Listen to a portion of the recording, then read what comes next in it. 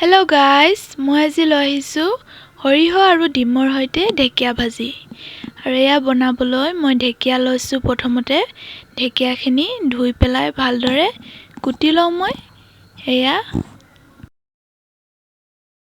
আৰু ইয়াত দিবলৈ মছলা হিচাপত মই নহৰু কেইফুটামান আৰু জলকীয়া কেইটামান লৈছো আৰু হৰিহ অকমান গৰম পানীত তিয়াই থৈ দিছো। আৰু অকমান সময় পিছতে মই এইখিনি ভালকৈ মিহিকে পিছি লওঁ।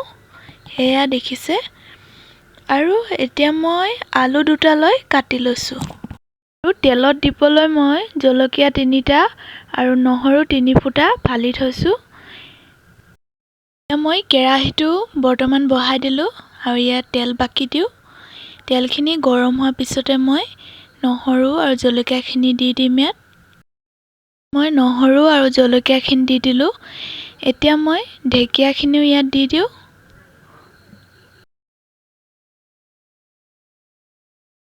আৰু ইয়াৰ ওপৰত মই কুটি থোৱা আলুখিনিও দি দিলো। এইখিনি ভালদৰে মিক্স কৰাৰ পিছত এতিয়া মই ইয়াত নিমখ দি দিলো আৰু হালধিও দি দিলো। এতিয়া মই এইখিনি লৰাই দিওঁ যাতে ভালদৰে মিক্স হৈ যায়।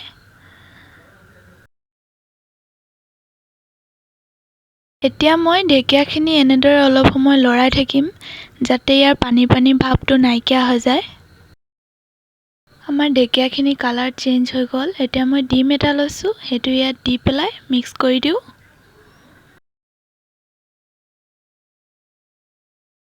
এনেদৰে অকমান সময় ভজাৰ পিছত মই ইয়াত আমাৰ পিচি থোৱা সৰিয়হ, জলকীয়া আৰু নহৰুখিনি ইয়াত দি দিলো। এতিয়া এইখিনি মই লৰাই দিওঁ। এতিয়া মই মিডিয়াম ফ্লেমত এনেদৰে অকমান সময় ভাজি থাকিম। এয়া দেখিছে ভাজিখন ৰেডি হৈ গ'ল। যদি আপোনালোকে এনেদৰে খাব বিচাৰে খাব পাৰে, কিন্তু যিহেতু মই ইয়াত সৰিয়হ দিছো সেইবাবে অকমান পানী দিম মই। পানী দিলেহে ইয়াৰ সোৱাদটো আচলতে কেনেকুৱা গম পোৱা যাব। পানীৰ পৰিমাণটো দেখিছে আপোনালোকে, বেছিকৈ নাই দিয়া মই। ইমান পৰিমাণে দিব পানী, ইয়াতকৈ বেছি নিদিব। আৰু এতিয়া মই এইটো মিডিয়াম ফ্লেমত 10 মিনিট সময় এনেদৰে থৈ দিম। 10 মিনিট হৈ গ'ল। এয়া মোৰ ঢেকিয়া ভাজিখন ৰেডি হৈ গ'ল। আপোনালোকেও বনাই খাবচোন, নিশ্চয় ভাল পাব খাই।